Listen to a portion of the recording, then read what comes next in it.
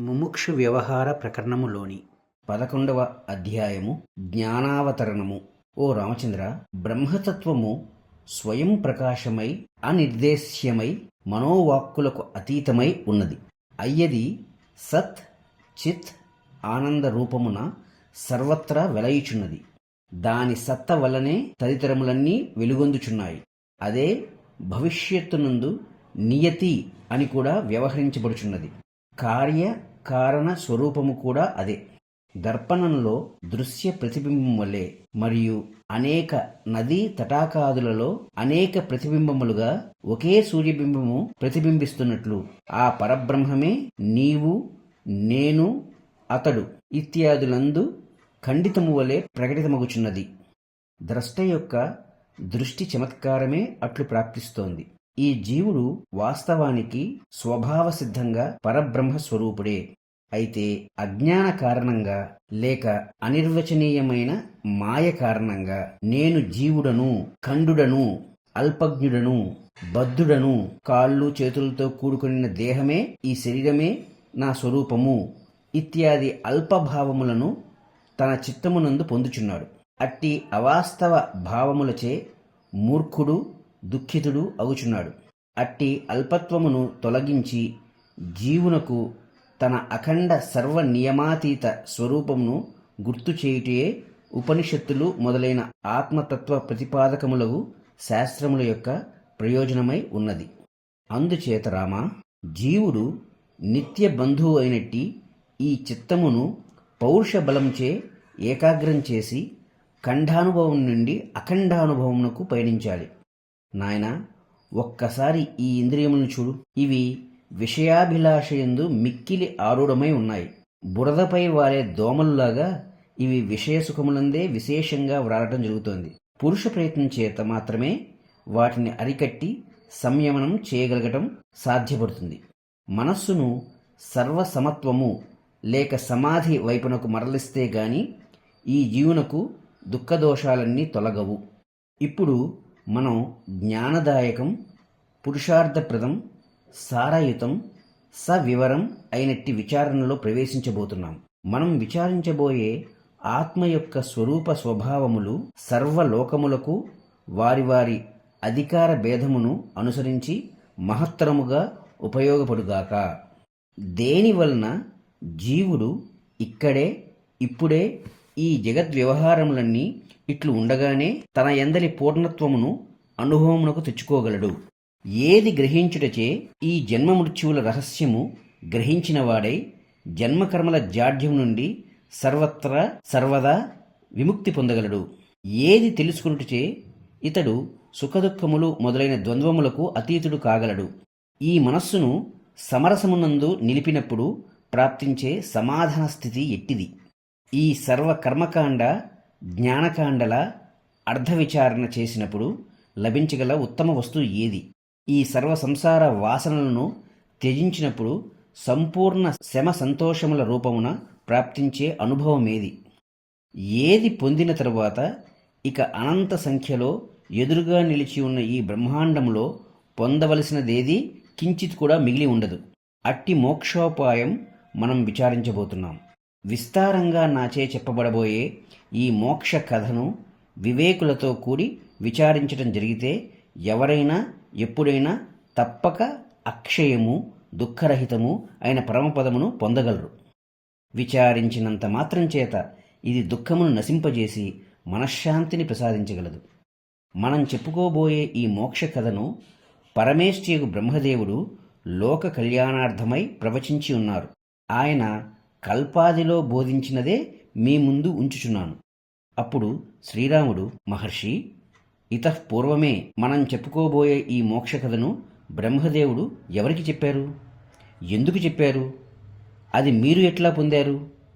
మొట్టమొదటి నుండి ఎట్టి సందేహములు ఉండకపోవటే మంచిది కనుక ఇట్లు ప్రశ్నించుచున్నాను. అందుచేత అన్యథా భావించకుండెదరుగాక.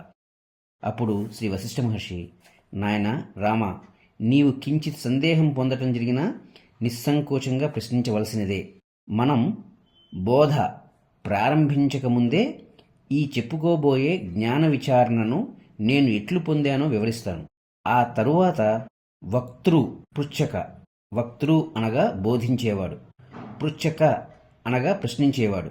వక్తృ పృచ్ఛక వీరు ఇరువురికి ఉండవలసిన లక్షణముల గురించి, మనం ఉపయోగించబోయే దృష్టాంతములు గ్రహించవలసిన విధానం గురించి, సాధన చతుష్టయం గురించి, సదాచారాదుల గురించి చక్కగా గ్రహించిన తరువాతే మనం తదుపరి విచారణలో ప్రవేశిద్దాం. ఇప్పుడు ఈ ఆత్మ సమాచారం నేను పొందిన విధమును వివరిస్తున్నాను, విను. భూత భవిష్యత్ వర్తమానముల చేత అవిభాజ్యమైన వినాశనమనున్నది లేనట్టి ఆత్మతత్వము అను ఒకానొకటి ఉన్నది. అదియే ఈ మాయా విలాసమునంతటికిని మునుముందుగా సర్వమునకు కారణభూతమై ఉన్నది. సర్వుల యొక్క సర్వము యొక్క అంతర్యామి వాస్తవ స్వరూపము అదియే.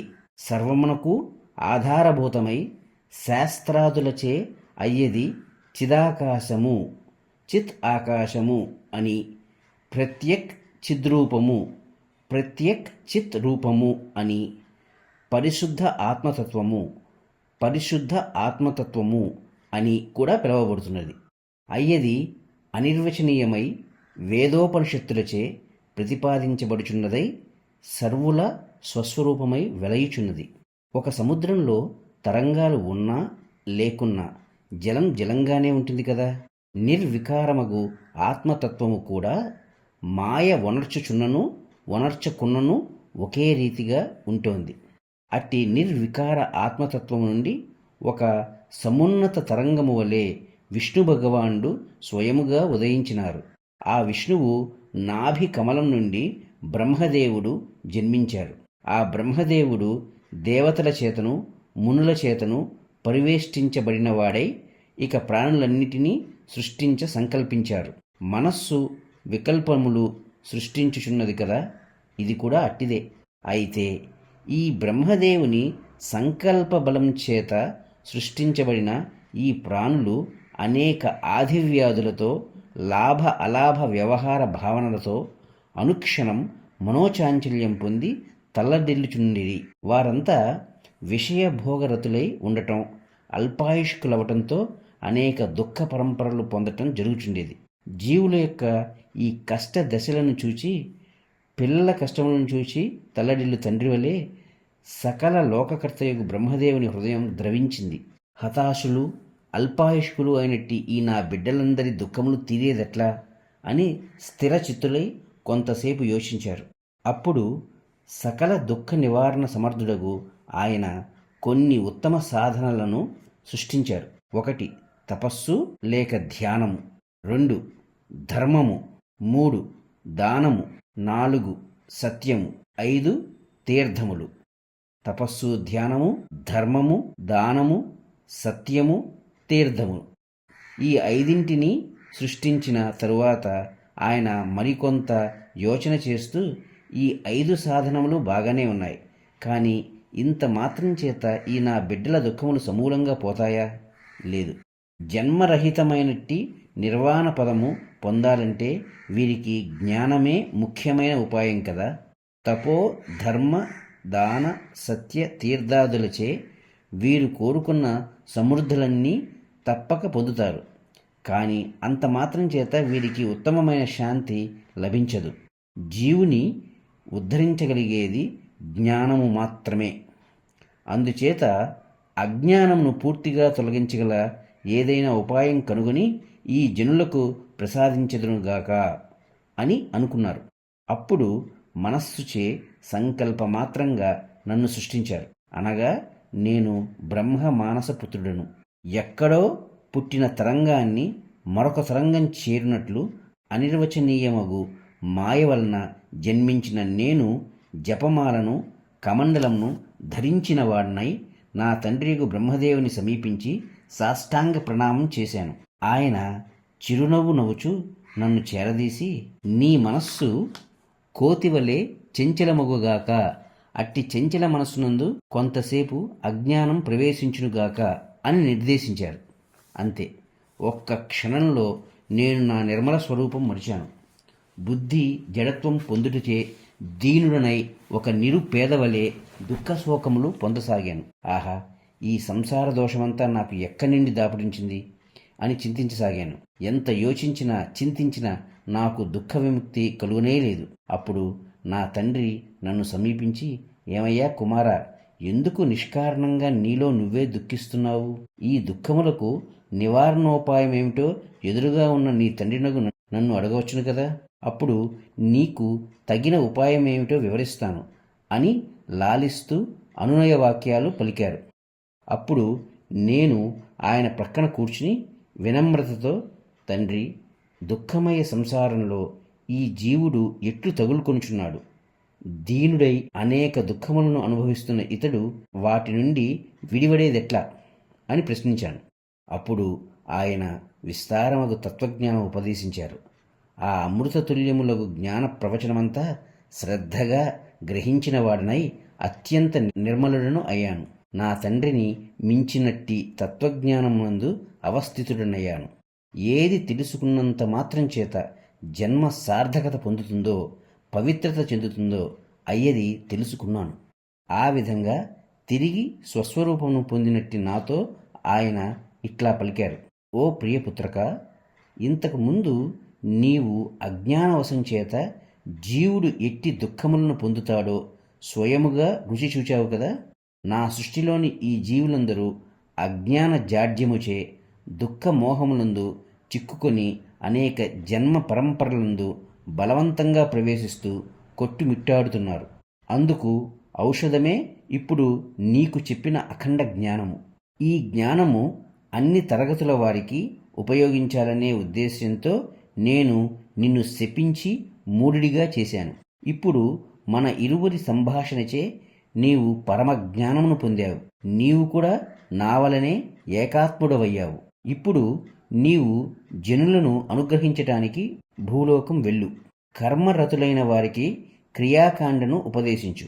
విరక్త చిత్తులకు ప్రాజ్ఞులకు ఆనందదాయకమగు జ్ఞానం ఉపదేశించు. ఈ విధంగా ఆయన చేత ఆజ్ఞాపించబడిన నేను జంబూద్వీపంలోని ఈ భరతవర్షానికి వచ్చాను. ఈ జ్ఞానము పొందుటకు తగినవారు ఉన్నంతవరకు నేను ఇక్కడే ఉంటాను. నాకు ఇక వేరే కర్తవ్యం అంటూ ఏదీ లేదు. అయితే ఇక్కడ నాకు యథాప్రాప్తములైన కార్యములను మాత్రం అభిమానరహితమైన చిత్తంతో నిర్వర్తిస్తూ ఉంటాను. ఇట్టి జ్ఞాన విచారణ వినతగిన లోక కళ్యాణకారకుడవైన నీ వంటి ఉత్తమ శిష్యుడు లభించడం నాకు ఆనందకరమైన విషయం. నిన్ను నిమిత్తంగా చేసుకుని లోకములన్నిటికీ ఈ జ్ఞానామృతమును పంచిపెట్టుటకు ఉద్యుక్తుడను అయ్యాను. ఓ రామచంద్ర, నా జన్మ వృత్తాంతం ఏమిటో, ఈ భూలోకమునకు జ్ఞానము ఎట్లు ప్రవేశించిందో, నా తండ్రి యొక్క ఆశయములు ఏమిటో అంతా విన్నావు కదా. గొప్ప సుకృతం చేయుట చేతనే స్వస్వరూపానందప్రదమగు ఈ పరజ్ఞానం వినాలని నీ చిత్తము తహతహపడుతోంది. ఇట్టి మధురమైన సమయం సర్వలోకములకు శుభము, శాంతము, ఐశ్వర్యము, ఆనందము కలుగజేయుగాక.